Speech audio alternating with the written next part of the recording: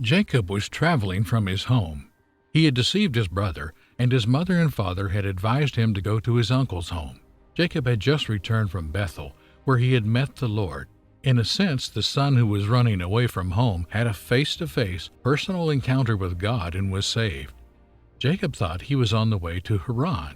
In reality, he was on the way to the school of hard knocks. Jacob's uncle Laban was the dean and professor of every course in this school. God would use Laban to get Jacob where he needed to be. In Bethel, Jacob learned what God was like. When he got to Haran, Jacob would also learn what people are like.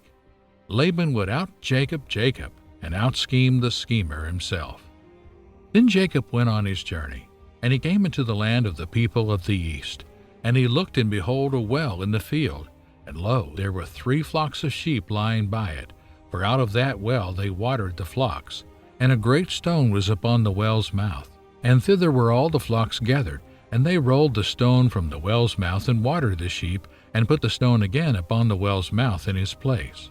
And Jacob said unto them, My brethren, whence be ye? And they said, Of Haran are we. And he said to them, Know ye Laban the son of Nahor? And they said, We know him. And he said unto them, Is he well? And they said, He is well. And behold, Rachel his daughter cometh with the sheep. And he said, Lo, it is yet high day, neither is it time that the cattle should be gathered together. Water ye the sheep, and go and feed them. And they said, We cannot, until all the flocks be gathered together, until they roll the stone from the well's mouth. Then we water the sheep. And while he yet spake with them, Rachel came with her father's sheep, for she kept them. And it came to pass, when Jacob saw Rachel, the daughter of Laban his mother's brother, and the sheep of Laban his mother's brother, that Jacob went near, and rolled the stone from the well's mouth, and watered the flock of Laban his mother's brother. And Jacob kissed Rachel, and lifted up his voice, and wept. And Jacob told Rachel that he was her father's brother, and that he was Rebekah's son, and she ran and told her father. And it came to pass, when Laban heard the tidings of Jacob his sister's son, that he ran to meet him, and embraced him, and kissed him, and brought him to his house. And he told Laban all these things. And Laban said to him, Surely thou art my bone and my flesh. And he abode with him the space of a month. And Laban said unto Jacob, Because thou art my brother, shouldest thou therefore serve me for naught? Tell me, what shall thy wages be? And Laban had 2 daughters. The name of the elder was Leah, and the name of the younger was Rachel. Leah was tender-eyed, but Rachel was beautiful and well-favored. Genesis 29, 1-8. 1. Jacob serving. In Genesis 29, we learn that Jacob traveled 500 miles from home to the land of Haran. When he saw Rachel, he was swept away by love at first sight. Genesis 29:18. Now Jacob loved Rachel, so he said, I will serve you 7 years for Rachel, your younger daughter. Jacob was greeted royally at Laban's house. Laban put Jacob to work after a month of free room and board. According to Genesis 29:18, Jacob negotiated a 7-year salary package that included marriage to Rachel. Genesis 29:19-35. And Laban said, It is better that I give her to you than I should give her to another man. Stay with me. So Jacob served 7 years for Rachel, and they seemed only a few days to him because of the love he had for her. Then Jacob said to Laban, Give me my wife, for my days are fulfilled, that I may go into her. And Laban gathered together all the men of the place and made a feast. Now it came to pass in the evening that he took Leah his daughter and brought her to Jacob, and he went in to her. And Laban gave his maid Zilpath to his daughter Leah as a maid. So it came to pass in the morning that, behold, it was Leah. And he said to Laban, What is this you have done to me? Was it not for Rachel that I served you? Why then have you deceived me? And Laban said, It must not be done so in our country to give the younger before the firstborn. Fulfill her week, and we will give you this one also for the service that you will serve with me still another 7 years. Then Jacob did so, and fulfilled her week. So he gave him his daughter Rachel as his wife also, and Laban gave his maid Bilhah to his daughter Rachel as a maid. Then Jacob also went into Rachel, and he also loved Rachel more than Leah. And he served Laban still another 7 years. When the Lord saw that Leah was unloved, he opened her womb, but Rachel was barren. So Leah conceived and bore a son, and she called his name Reuben, for she said, "The Lord has surely looked on my affliction. Now therefore my husband will love me." Then she conceived again and bore a son and said, "Because the Lord has heard that I am unloved, he has therefore given me this son also." And she called his name Simeon. She conceived again and bore a son and said, "Now this time my husband will become attached to me, because I have borne him 3 sons." Therefore his name was called Levi. And she conceived again and bore a son and said, "Now I will praise the Lord." Therefore she called his name Judah. Then she stopped bearing. Genesis 30, 1-24. Rachel saw that she was not giving Jacob any children. She became jealous of her sister Leah. So Rachel said to Jacob, "Give me children, or I will die." Jacob became angry with Rachel and said, "I am not God. He is the one who has caused you to not have children." Then Rachel said, "You can have my maid Bilhah. Sleep with her, and she will have a child for me. Then I can be a mother through her." So Rachel gave Bilhah to her husband Jacob. He had sexual relations with Bilhah. She became pregnant and gave birth to a son for Jacob. Rachel said, "God has listened to my prayer. He decided to give me a son." So she named this son Dan. Bilhah became pregnant again and gave Jacob a second son. Rachel said, "I have fought hard to compete with my sister, and I have won." So she named that son Naphtali. Leah saw that she could have no more children. So she gave her slave girl Zilpath to Jacob. Then Zilpath had a son. Leah said, "I am lucky." So she named the son Gad. Zilpath gave birth to another son. Leah said, "I am very happy. Now women will call me happy." So she named that son Asher. During the wheat harvest, Reuben went into the fields and found some special flowers. He brought them to his mother Leah. But Rachel said to Leah, "Please give me some of your son's flowers." Leah answered, "You have already taken away my husband. Now you are trying to take away my son's flowers." But Rachel answered, "If you give me your son's flowers, you can sleep with Jacob tonight." Jacob came in from the fields that night. Leah saw him and went out to meet him. She said, "You will sleep with me tonight. I have paid for you with my son's flowers." So Jacob slept with Leah that night. Then God allowed Leah to become pregnant again. She gave birth to a 5th son. She said, "God has given me a reward because I gave my slave to my husband." So she named her son Issachar. Leah became pregnant again and gave birth to a 6th son. She said, "God has given me a fine gift. Now surely Jacob will accept me, because I have given him 6 sons." So she named this son Zebulun. Later, Leah gave birth to a daughter. She named her Dinah. Then God heard Rachel's prayer and made it possible for Rachel to have children. She became pregnant and gave birth to a son. She said, "God has taken away my shame." Rachel named the son Joseph, saying, "May the Lord give me another son." Jacob scheming. Genesis 30, verse 25. And it came to pass when Rachel had borne Joseph, that Jacob said to Laban, "Send me away that I may go to my own place and to my country." After 20 years, something began to tug at Jacob's heart.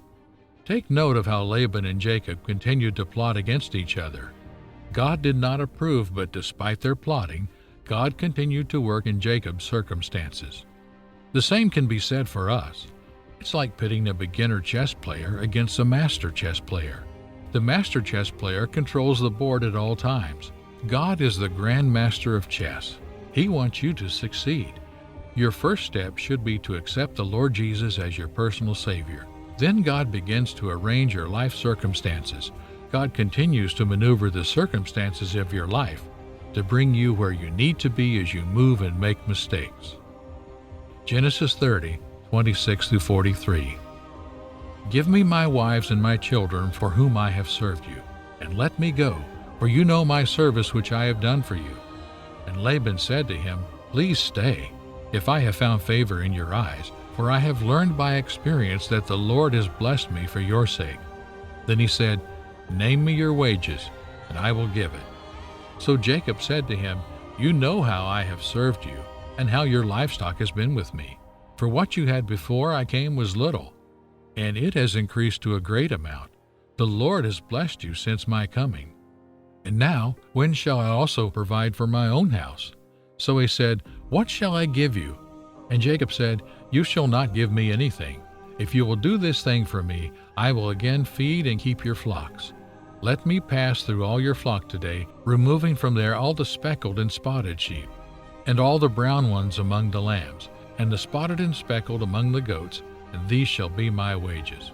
So my righteousness will answer for me in time to come, when the subject of my wages comes before you.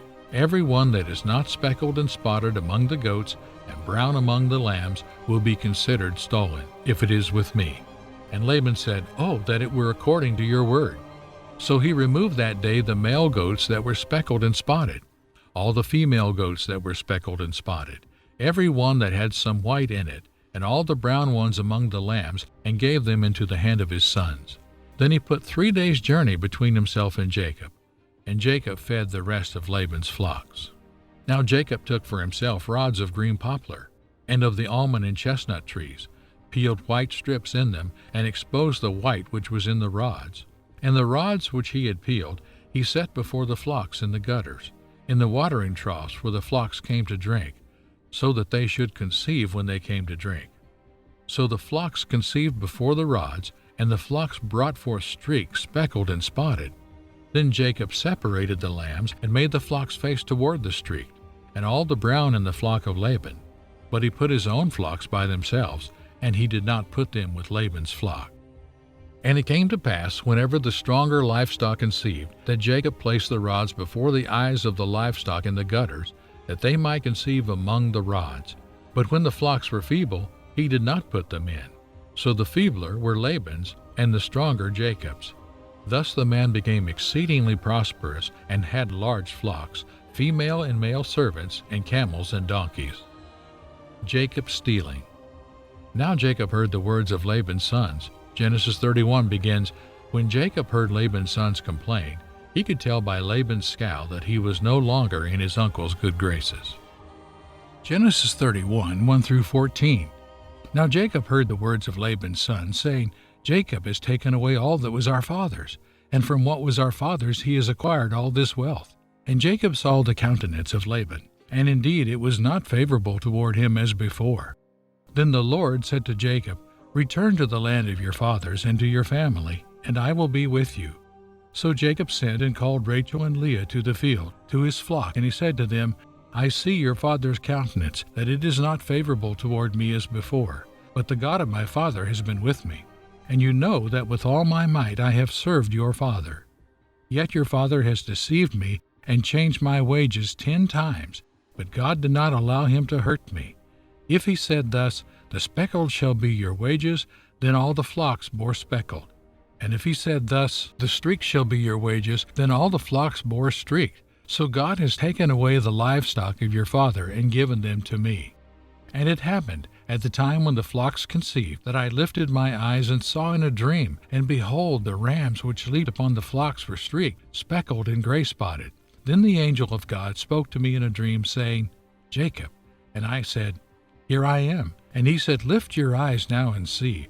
All the rams which leapt on the flocks are streaked, speckled, and gray-spotted.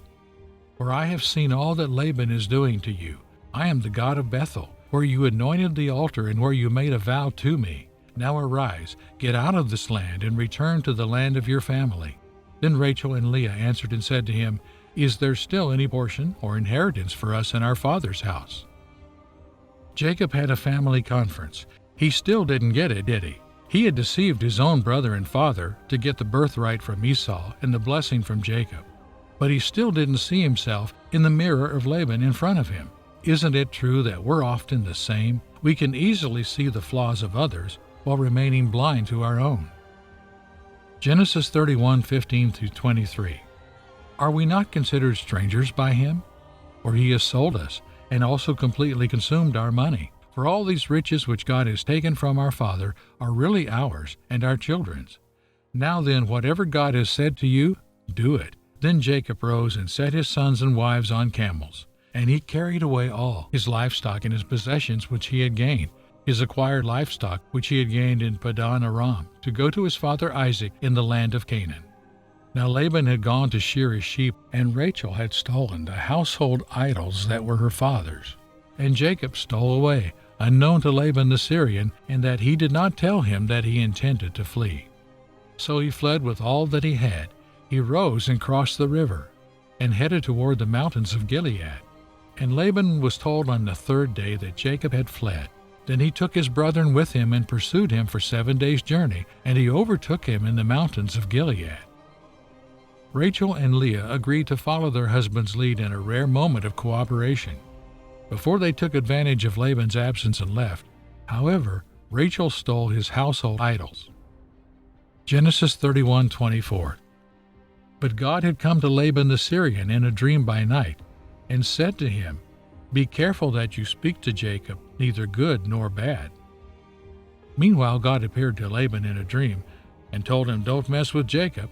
Laban confronted Jacob about his sudden departure and the missing household idols when he overtook him. Rachel was perched on top of the idols she had stolen. Consider that. Laban's gods were being treated as if they were furniture. Some deities, is it possible for your gods to be stolen or lost? Some deities. That, however, was the source of Laban's dissatisfaction.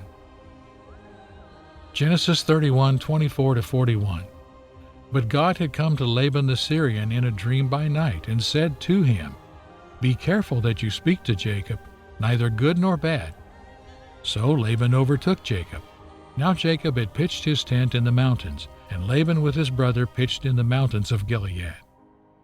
And Laban said to Jacob, "What have you done, that you have stolen away unknown to me, and carried away my daughters like captives taken with the sword? Why did you flee secretly, and steal away from me and not tell me?